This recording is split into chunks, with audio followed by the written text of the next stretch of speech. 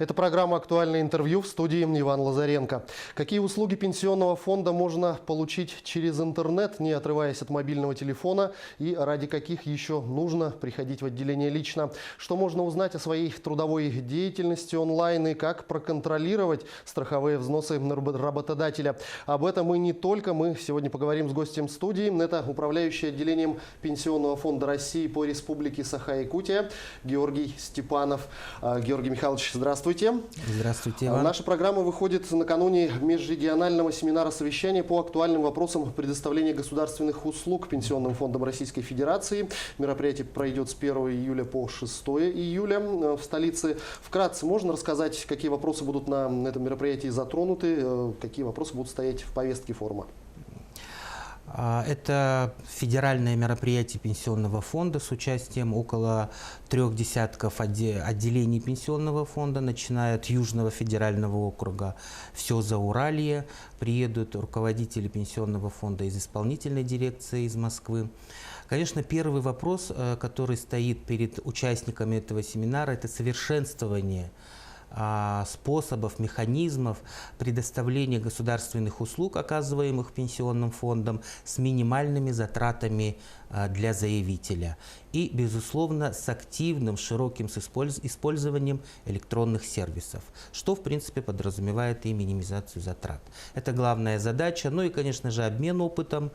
У нас в Якутске есть что показать. Наш многофункциональный центр, нашу единую многоканальную телефонную сеть, контакт-центр отделения мы покажем. Мы покажем новую нашу структурное подразделение новое, это центр по выплате пенсии, обработке информации, ну и клиентские службы посмотрят. Поделимся своими лучшими практиками с нашими коллегами из других регионов. Ну и их послушаем, конечно. Сегодня основные услуги Пенсионного фонда можно получить в электронном виде, не выходя из дома. Насколько востребован такой вид сервиса в нашей республике? Какой процент якутян ими пользуется? И растет ли, показывает статистика, такое количество обращений? Да, безусловно, растет. Мы в 2015 году, когда начали внедрять электронные сервисы, у нас этой услугой воспользовалось 0,3% от всех заявителей. На сегодня эта цифра уже достигла 86%. То есть, если у нас за 5 первых месяцев этого года обратилось с различными заявлениями на оказание услуг Пенсионного фонда 113 тысяч клиентов фонда, то из них 86% сделали именно посредством электронных сервисов. Что это значит?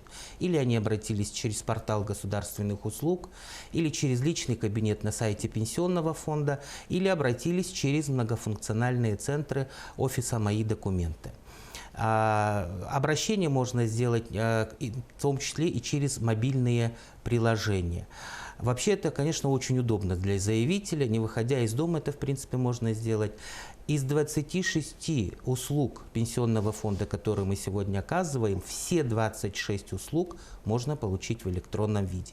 Единственное, что для каких-то услуг необходимо подойти еще раз в клиентскую службу и предоставить документы. Допустим, такие услуги, как оплата проезда неработающих пенсионеров или назначение пенсии, когда нужно сдать оригиналы необходимых каких-то документов личного хранения, тогда они еще подходят. Но подать заявление можно уже сейчас, именно пользуясь удаленным способом через электронные сервисы. Ну вот вы упомянули личный кабинет гражданина на сайте Пенсионного фонда. Какие-то преимущества при использовании именно этого сервиса получает ли нет гражданин? Я бы сказал так, да, не только даже на сайте Пенсионного фонда личный кабинет, но еще и личный кабинет на сайте госуслуг. В принципе, они как бы тождественны, там есть некоторые различия. Безусловный плюс – это человеку не надо приходить в клиентские службы, выстаивать какие-то очереди. Да?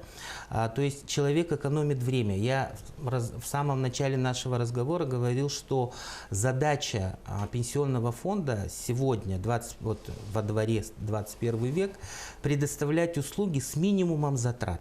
В принципе, сейчас многие услуги пенсионного фонда можно запросить, вообще не выходя из дома. Запросить выписку из лицевого счета, значит, перевести выплату пенсии с одного банка в другой банк или на почту, запросить справку о размере пенсии. Все это можно сделать, не выходя из дома, обратившись исключительно на вот свои личные кабинеты, на портал госуслуг или на сайте пенсионного фонда. Ну, вот, насколько я знаю, на сайте пенсионного фонда есть калькулятор для расчета своей будущей пенсии. Насколько точна информация о размере пенсии, которую можно с помощью этого калькулятора высчитать? И можно ли контролировать уплату страховых пенсионных взносов работодателям? И да, калькулятор есть, разработан. Конечно, нельзя сказать, что он там с точностью до копейки вам значит, определит размер будущей пенсии, тем более, если вам до пенсии далеко, да, допустим, 20-30 лет.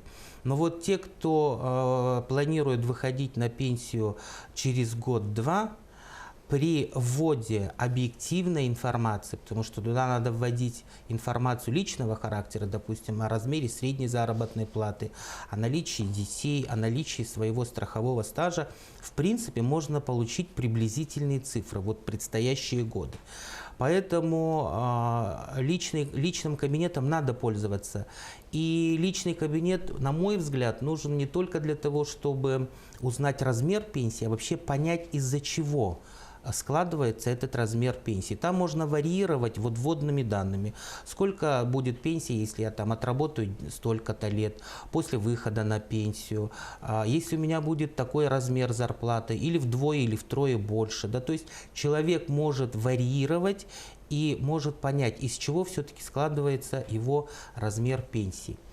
А что касается контроля уплаты страховых взносов, это тоже можно сделать через личный кабинет застрахованного лица на сайте пенсионного фонда или его мобильное приложение, которое можно скачать на смартфоны. Там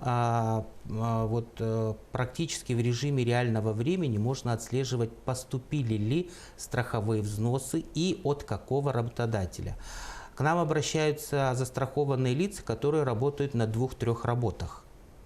И вот нельзя же, как бы они проверяют, а все ли работодатели платили страховые взносы. Поэтому именно вот мобильными приложениями через сайт, через личный кабинет на сайте пенсионного фонда это все можно сделать.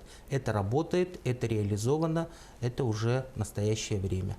Ну а если вдруг обнаружили, что страховые взносы не уплачиваются работодателем, что делать?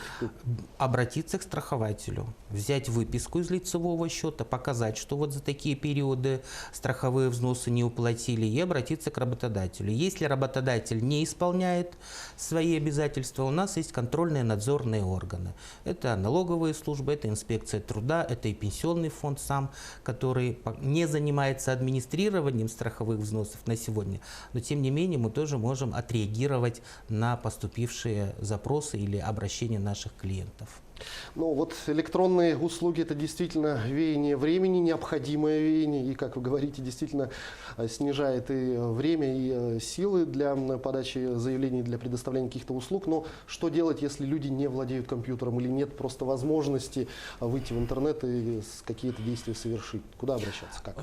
Если у человека нет личного кабинета, это абсолютно не беда. Наши клиентские службы во всех городах, районах, в районных центрах они функционируют, они работают в прежнем старом режиме, к нам обращаются, приходят. Здесь ничего страшного нету. Но все-таки мы должны заниматься воспитанием, если хотите, цифровым воспитанием наших пенсионеров и, самое главное, будущих пенсионеров. Вот сейчас подрастает новое поколение пенсионеров, которые полностью освоили гаджеты. И в ближайшее будущее вот цифра 86, она вполне реально может дойти до 100%. Когда человек, ценящий свое время, да, он будет быстро как бы работать через электронные сервисы. Ну, а с более старшим поколением у нас есть другие методы работы. У нас есть курсы компьютерной грамотности, которые проводят наши территориальные органы. Союз пенсионеров России проводит большую федеральную акцию, тоже обучает пенсионеров компьютерной грамотности. Вот буквально недавно наши пенсионеры вернулись из города Кирова с 7-го чемпионата России по компьютерному многоборью среди пенсионеров с золотыми медалями. Это все как бы работает тоже. Было бы желание пенсионеров.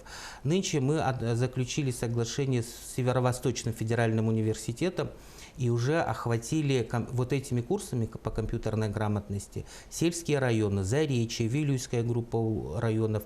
Везде сформированы, утверждены графики, и по этим графикам специалисты университета выезжают и проводят курсы. Если есть такое желание, можно обратиться в управление пенсионного фонда и записаться на эти курсы. Но вот эти меры дают эффект, очередей стало меньше. Ну, да, в принципе, практически во всех районах у нас очередей особых-то никогда особо не было. У нас всегда проблемы были в городе Якутске. Это понятно, самое большое количество пенсионеров, но в последнее время мы очередь регулируем. Бывают временные наплывы, да, осенью, когда необходимо предоставлять справки, допустим, об обучении детей, за которые повышается размер пенсии. Как правило, все родители почему-то это дело откладывают именно до сентября-октября месяца. Конечно, мы тогда усиливаем свои клиентские службы, но надо сказать, что сейчас намного проблемы с очередями, они намного стали меньше. Ну а если говорить о перспективах развития электронных услуг, то помимо вот уже имеющихся, это материнский капитал, это СНИЛС в электронном виде уже можно получить. Что стоит на очереди, что будет в ближайшем будущем? Вот в ближайшем будущем, да, пенсионный фонд начнет переходить к проактивному предоставлению государственных услуг. Что такое проактивные услуги?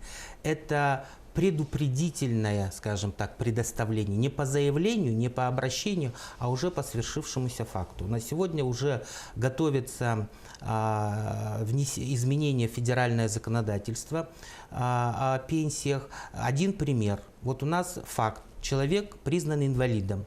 Мы через федеральный реестр инвалидов эту информацию уже получили в тот же день. И мы уже без обращения гражданина начинаем готовить его документы на пенсию. Сведения о стаже у нас есть, сведения об уплаченных страховых взносах у нас есть. И мы, в принципе, уже можем сделать размер пенсии. Поэтому мы предлагаем человеку назначить ему пенсию. Если он согласен, мы ему тут же оформляем. Георгий Михайлович, я благодарю вас за беседу. Спасибо, что нашли время и ответили на наши вопросы. Я желаю вам успехов в вашей работе. Спасибо. Спасибо. Это была программа «Актуальное интервью» об услугах пенсионного фонда в электронном виде, как их можно получить и что делать. Мы разговаривали сегодня с управляющим отделением Пенсионного фонда России по Республике Саха-Якутия Георгием Степановым. До встречи в эфире.